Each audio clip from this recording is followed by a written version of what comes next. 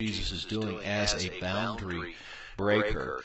We need to kind of see the distinction between a bounded set here and a centered set down here. Now, a bounded set is a way of thinking about the kingdoms of this world. The kingdoms of the world are built around this idea of the bounded set. In other words, you know who a bounded set is. The big question is who's in and who's out.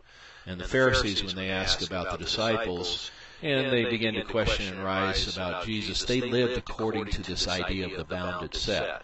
In other words, they put the traditions of men, the ideas of man, in man's understanding, and they sort of use those to kind of set up this boundary.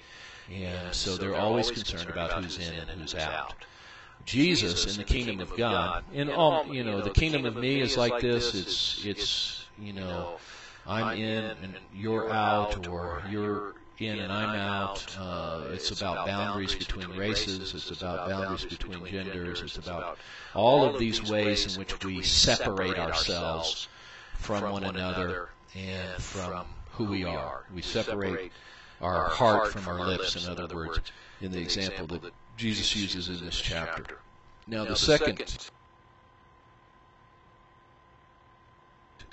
option is what's called the centered set. I use the illustration of a well in Australia, where out in the regions, it's too far and too big to build a fence, in which your cattle you're recognized by being inside your fence. So what farmers do is they build this well, and then because it's a dry, arid area, all the cattle stay relatively close to the center.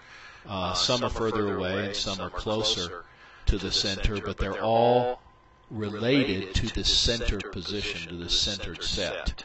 And I'm convinced that this is the way Jesus is thinking about. So it's not a matter about being in or out. It's about moving towards the center, towards the well, towards Jesus. And as we engage our community in, both within Tri-Lakes and in the Tri-Lakes Chapel in the area, we have to be careful about not setting up these artificial boundaries and defining people as who's in and who's out, who's has the acceptance of God and who doesn't. But rather, we need to sink a well, that well being Jesus.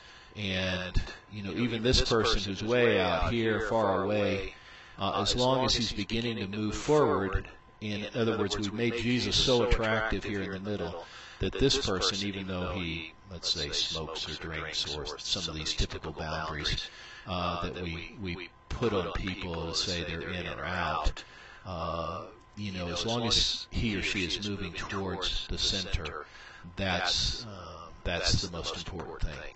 And so this is, to me, this is a very helpful distinction to begin to understand as we try to have an impact on our community, that we don't see ourselves as some kind of bounded set in which we've built walls to separate who's in and out, but we've begun to preach the gospel, the story of the kingdom, the rule and reign of Christ, and the difference that Christ can make, so that Christ can be the attraction